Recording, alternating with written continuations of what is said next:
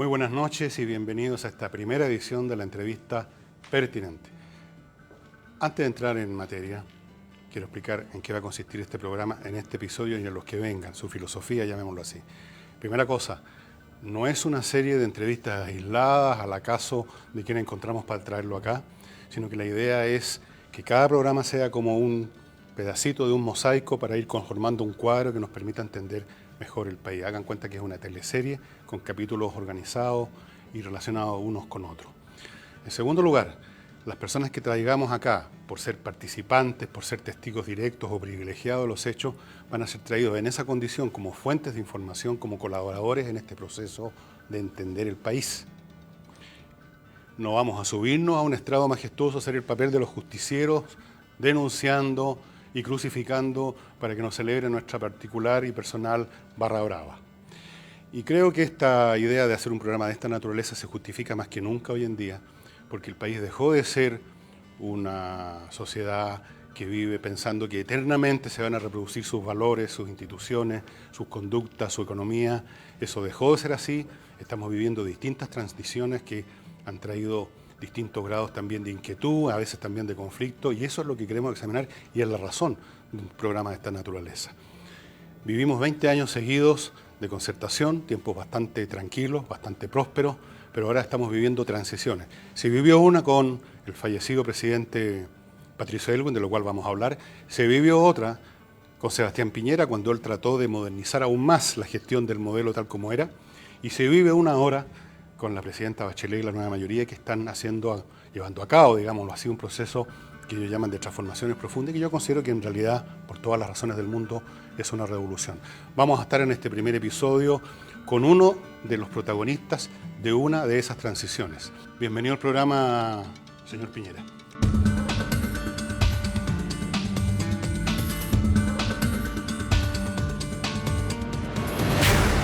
Fernando, muy buenas noches.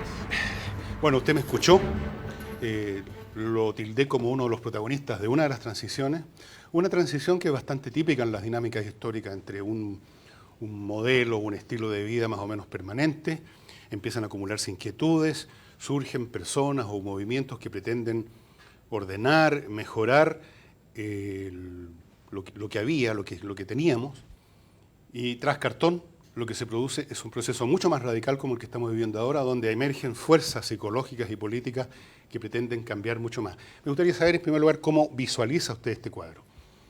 Es cierto, hay distintos tipos de transiciones. Una fue la transición que encabezó el presidente Aylwin, desde un régimen militar a un gobierno democrático. A una república. Que no es fácil, porque si usted ve la historia de América Latina, estas transiciones normalmente son con crisis política, caos económico, violencia social.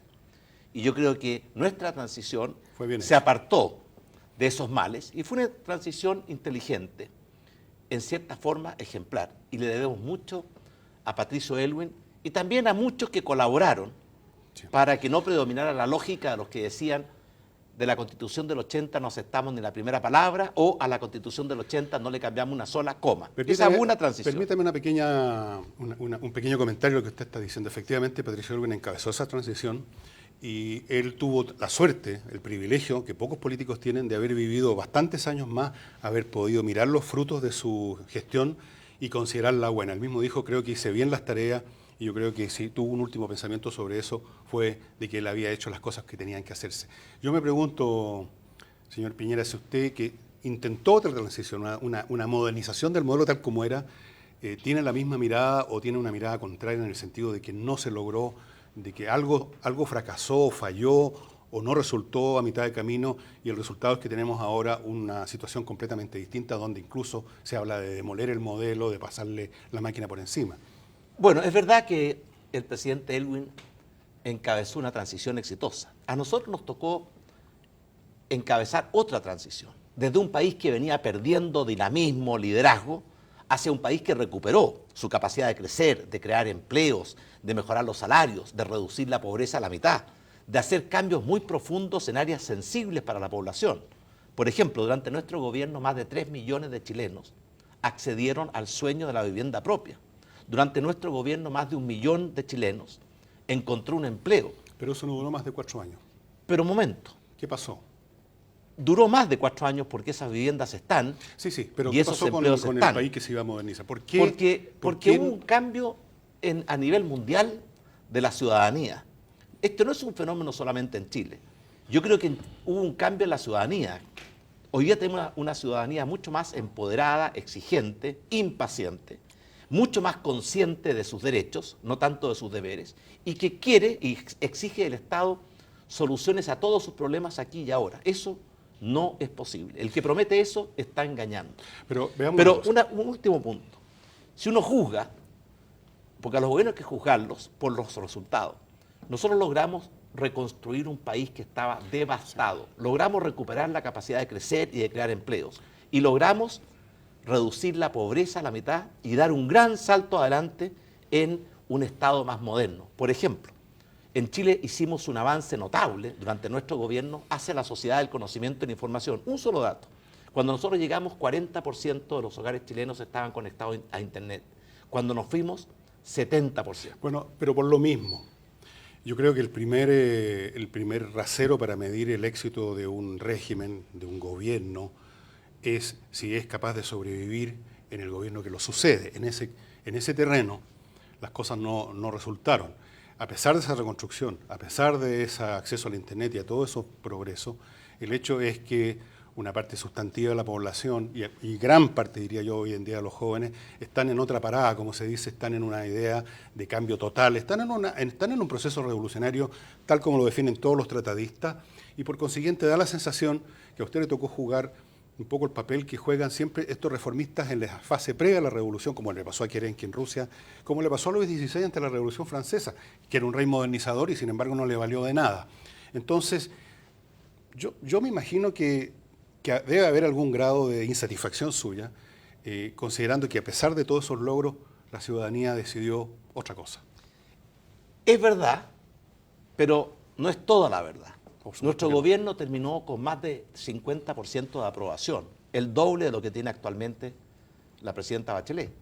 Pero es verdad que además que en esos tiempos, la entonces candidata Michelle Bachelet era una candidata formidable. Y en nuestro sector tuvimos 4 candidatos a presidente en los últimos 90 días que tuvieron conflictos entre ellos, uno se enfermó, no enfrentamos bien ese desafío. Pero hoy día yo estoy convencido que la gente sabe muy bien que estábamos mucho mejor en marzo del año 2014 que en marzo del año 2010, y que estamos mucho peor en abril del año 2016 que en marzo del año 2010. Y la gente eso lo percibe y lo expresa. Yo creo que eso también trató, usted sabe que cuando llevaron a la guillotina a Luis XVI, él trató de hablar, pero por supuesto el redoble de los tambores impidió que nadie escuchara, y él creo que debe haber dicho algo parecido. Yo logré modernizar el puerto del Havre, logré hacer tal cosa, y sin embargo el clima que rodeaba ese proceso, esas calles, esa guillotina que caía y caía a cada momento era completamente diferente. Entonces, ¿qué pasó? ¿Por qué hubo 4 candidatos? Eso mismo habla de una desintegración política que ahora estamos viendo notoriamente. No hay chileno que no vea que la derecha está pulverizada en 1000 facciones. Creo que en este mismo momento hay 4 o 5 candidaturas que se han anunciado. ¿No siente usted que la derecha está literalmente muerta en ese sentido en Chile ahora? Bueno, hay mucha literatura que yo estoy seguro que usted conoce sobre estudio de las revoluciones. Una de ellas es un libro que se llama Anatomía de la Revolución de Bertolt Crane, que yo sé que usted lo ha leído. Sí, un gran libro. Un gran libro. Y muestra cómo muchas veces las revoluciones parten de una manera, los moderados son los que las conducen, hasta que los extremistas toman el control y llega la época del terror. Los jacobinos. Los jacobinos. Y finalmente esa aventura termina muy mal. Así fue Termidor. Así fue la Revolución Francesa, así fue también en la Revolución Rusa. Vamos a una pequeña pausa y vamos a volver con las revoluciones, con lo que piensa hacer precisamente el expresidente Piñera al respecto, pero todo eso después de un minutito o 2.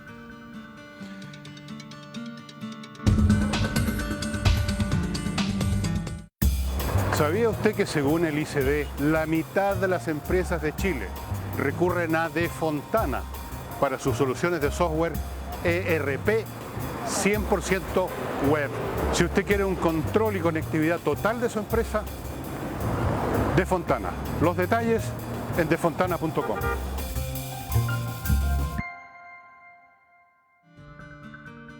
.cc con el auspicio de Lucafé, l'espresso fatto col cuore. De Fontana es poder en tu empresa. Casillero del Diablo, reserva privada. Faneu, las plazas de Chile. Banco Falabella, hablamos mirándote a los ojos. Están presentando la entrevista pertinente.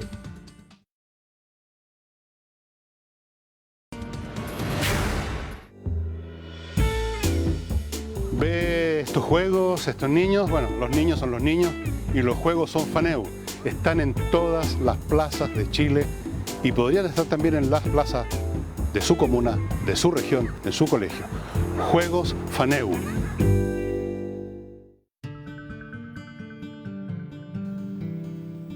Oscar Wilde hablaba de un amor que no se atreve a decir su nombre. Y hoy día acá en Chile yo creo que estamos viviendo un proceso, una revolución que no se atreve a decir su nombre. Es una palabra que suena un poco dura, un poco peligrosa, como la palabra socialismo. Se habla entonces de transformaciones profundas. Pero si uno estudia todos los tratados sobre esta materia, se cumplen todas las condiciones que definen un proceso como mucho más allá de una simple reforma, como mucho más allá incluso de una transformación profunda. ¿Qué piensa usted, señor Piñera? ¿Estamos en una revolución o estamos en unas transformaciones profundas? O, como dicen algunos, estamos poniéndonos al día con los países de la OCDE. ¿Cómo lo ve usted? Bueno, más allá de la semántica, sin duda que se están haciendo transformaciones muy profundas. 6 instituciones. Que en el fondo, a mi juicio, son un retroceso y no un adelanto. Porque la esencia de la filosofía del actual gobierno es que el Estado invada todos los campos donde debiera haber libertad de la sociedad civil, de las instituciones, de la familia, de las personas. Por ejemplo, cuando el Estado le quita a los padres y a los estudiantes el derecho a elegir su educación, cuando el Estado le quita a las familias el derecho a elegir su salud, eso, a mi juicio, es una invasión de la libertad de la sociedad civil y al mismo tiempo es un empobrecimiento de la capacidad de un país de poder avanzar. Yo siempre he creído de que se requieren en países como Chile un Estado fuerte y eficaz, pero no un Estado invasor que termina asfixiando toda la creatividad y el emprendimiento. Una cosa es ser fuerte y otra cosa es ser grande. Una cosa es ser grande y otra cosa es ser monstruoso. Efectivamente, y estamos en el fondo con un Estado que lo está invadiendo todo y con resultados muy negativos. Yo voy a decir dos cosas, Fernando. Hoy día, 4 de cada 5 chilenos cree que Chile va por mal camino. Hace 2 años atrás, 4 de cada 5 chilenos creía que Chile iba por buen camino. Y además, los resultados concretos. El país dejó de crecer, no está creando empleos como debiera, la inseguridad está llegando a límites intolerables y por tanto, cuando los resultados son malos, cuando la gente cree que Chile va por mal camino, cuando las principales reformas tienen un rechazo mayoritario, ¿qué debiera hacer un gobierno respetuoso de la gente? Escuchar y rectificar. ¿Qué hace este gobierno? Embiste con tosudez por un camino equivocado. ¿Y qué cree que debiera hacer usted, ya que ve toda esta situación? Fíjese, uno, entre paréntesis, de los muchos elementos típicos de estos procesos, es que las élites tradicionales pierden sus valores, pierden el poder. Fíjese, la derecha en Chile no está ni en el Congreso, en fuerza, no está en la moneda, no está en las calles, no está en los valores, no está en la institución, no está en ninguna parte. Es como un ejército en derrota que se dispersa y huye y cada cual grita sálvese quien pueda. Usted dice, y mientras tanto, que el país no va por buen camino. ¿Por qué entonces esta reticencia suya por anunciar que sí, que va a intentar llegar de nuevo a la moneda, porque resulta que algo hay que hacer, y usted a lo mejor tiene un sentimiento del deber, no es una cuestión de gusto? Yo creo que a estas alturas uno participa en política no por amor al poder, sino que porque el poder se requiere para hacer las cosas que uno considera esenciales. Por lo menos así imagino yo que hacen los políticos honestos. Entonces, ¿por qué esta reticencia? ¿Por qué? Mire, yo comparto la autocrítica respecto a nuestro sector, pero también tengo una mirada optimista de que la centro-derecha en nuestro país aprendió la lección y se está empezando a organizar para 2 motivos fundamentales. Uno, ser una posición firme, inteligente y eficaz. ¿No será mucho pedir todo eso? Bueno, es lo que estamos intentando. Si uno no se pone metas ambiciosas, nunca logra llegar a las cumbres. Pero lo segundo, prepararse para ofrecerle al país un camino alternativo que conduzca al progreso, al bienestar, a una mejor calidad de vida y no a un desastre como lo condujeron modelos equivalentes al que estamos aplicando en Chile, en países como Argentina y mucho más.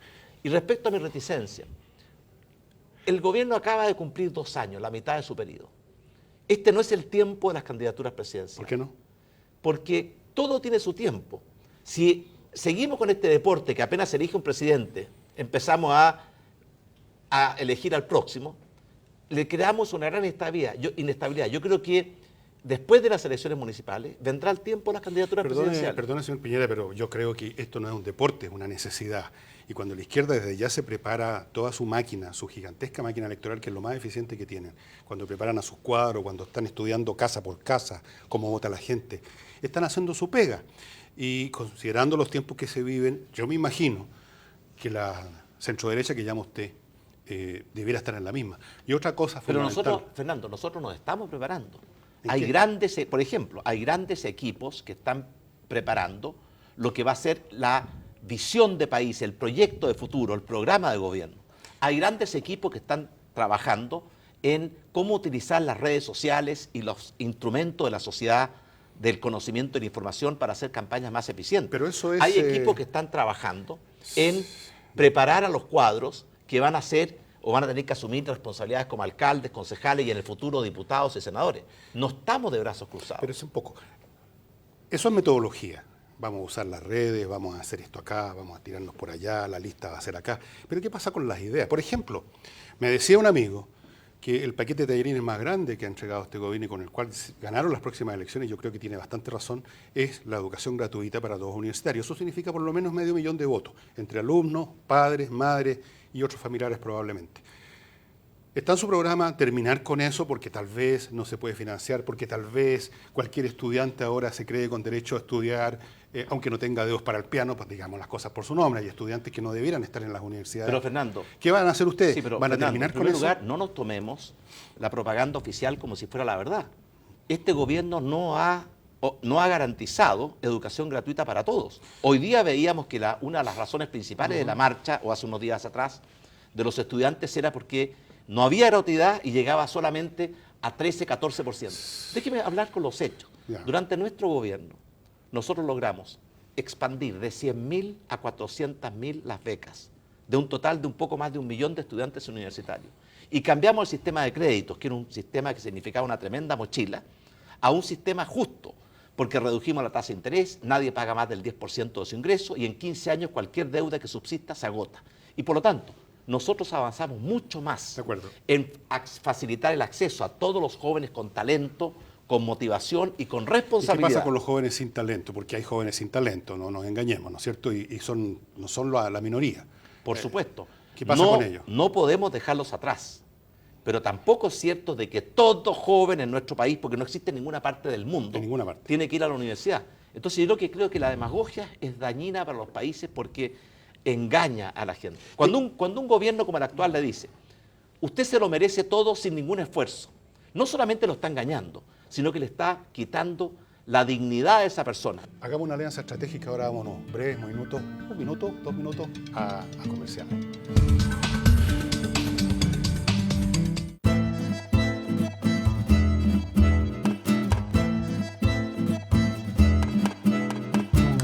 No solo 100% natural, 200% sabor.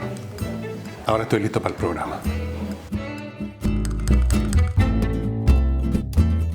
Lucafé.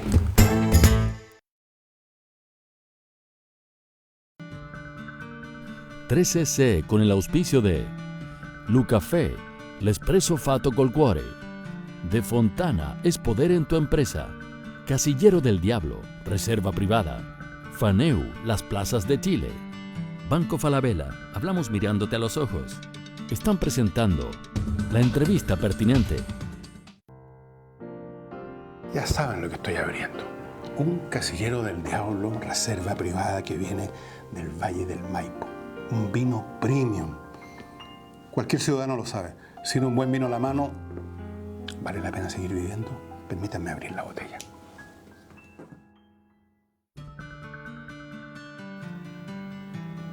Ya ven ustedes que estábamos entrando en detalles. El señor Piñera, expresidente de la República, considera que la verdad es que no todos los jóvenes están en condiciones de llegar a las universidades. Esa es la realidad, un hecho estadístico estudiado en 20 millones de libros. Pero, ¿qué dejaría? Porque las revoluciones algo dejan, incluso las revoluciones que terminan con un costo salvaje, como suele ser el caso, algo dejan. En Francia dejaron el sistema métrico decimal, por lo menos.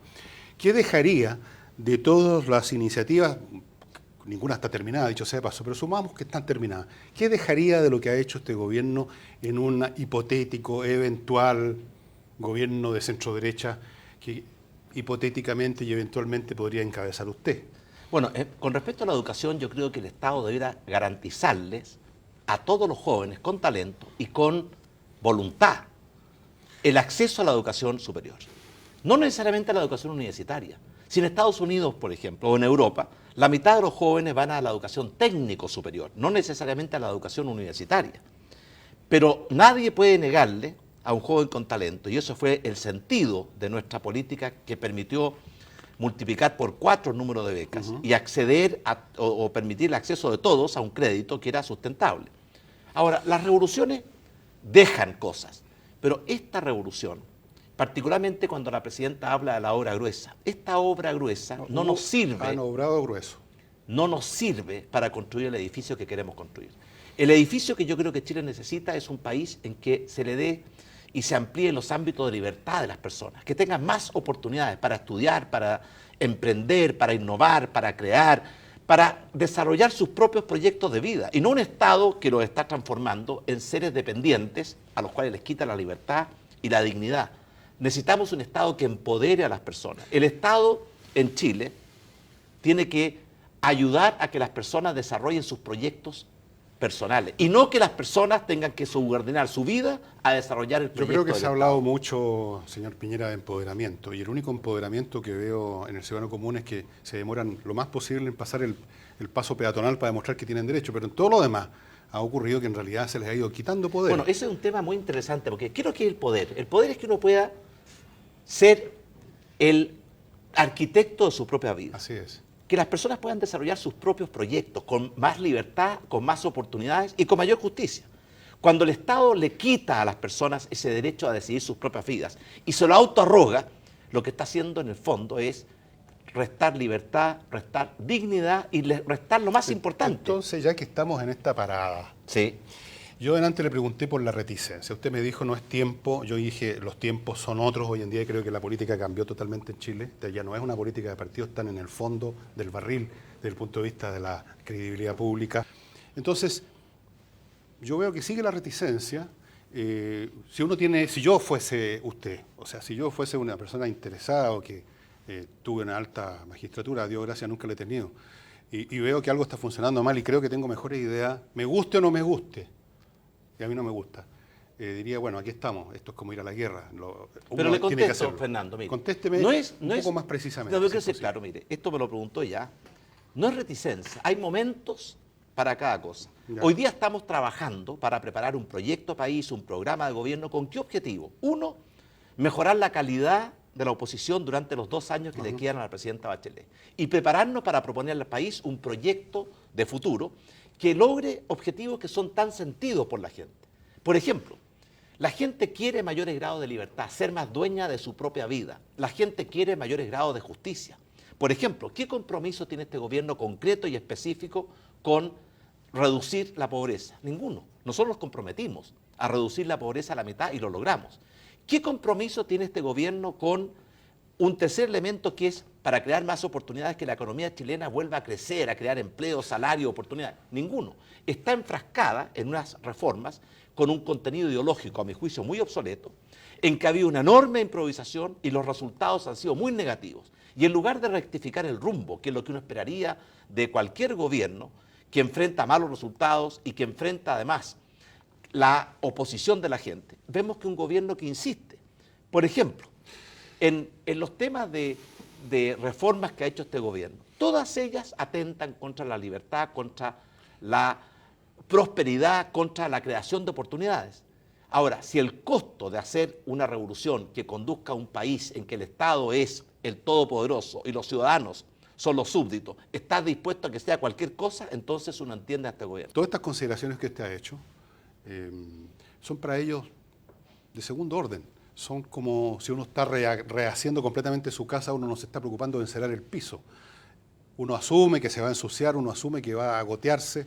Sí, pero ¿cómo hacer de Entonces segundo? le digo yo, Oiga, ¿cómo convencer a nadie que están en otra esfera cultural, en otra esfera política, y que para ellos lo importante son los cambios institucionales? Lo demás, yo me acuerdo de haber escuchado esto a un líder socialista en la época en que estaba en la universidad, decía, esas otras cosas las vamos a arreglar cuando resolvamos el problema del poder. Y ese es el tema. pero, por supuesto, pero ¿cómo no va a ser importante hacer que la gente, los chilenos, tengan más libertad, tengan más oportunidades, tengan más justicia? Ahora, es cierto que si el gobierno cree que eso no importa, que lo único que importa es imponer un modelo, a mi juicio equivocado, entonces es un gobierno que no está cumpliendo con el rol, que es aceptar que los estados están al servicio de las personas y no las personas al servicio de los proyectos de Estado.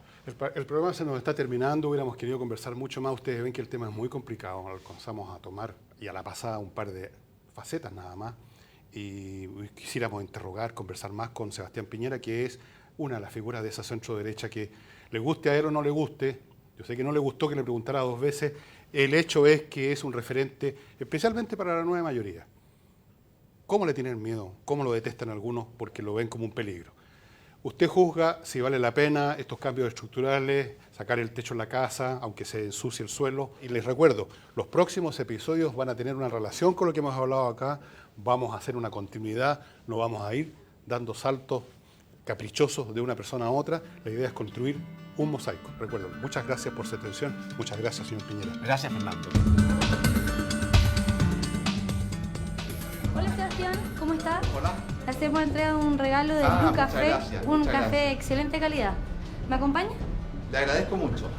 Cuénteme Sebastián, ¿qué pregunta faltó que le hizo falta que Fernando le preguntara? Tal vez hablar más del futuro. ¿Qué le parece Fernando como entrevistador? Bueno, un buen entrevistador, un hombre culto, un hombre que sabe sus materias. Desde fuera de la entrevista no quedó claro si usted va o no va por la candidatura a la presidencia. Bueno, no es el momento de tomar esa definición. Yo creo que hoy día es el tiempo de enfrentar los graves problemas que afectan a la sociedad chilena, pero después de las municipales, vendrán tiempos las presidenciales. No hay que anticiparse a los eventos. Y en el marco del funeral del expresidente Elwin, ¿cómo le gustaría a usted ser recordado? Bueno, me gustaría ser recordado como un hombre que amó con pasión a Chile, que se entregó y dedicó la mejor parte de su vida a aportar, a hacer de Chile un país más libre, más justo, más próspero. Muchas gracias. Muchas gracias a Que esté usted. muy bien. Hasta luego. Cuídese.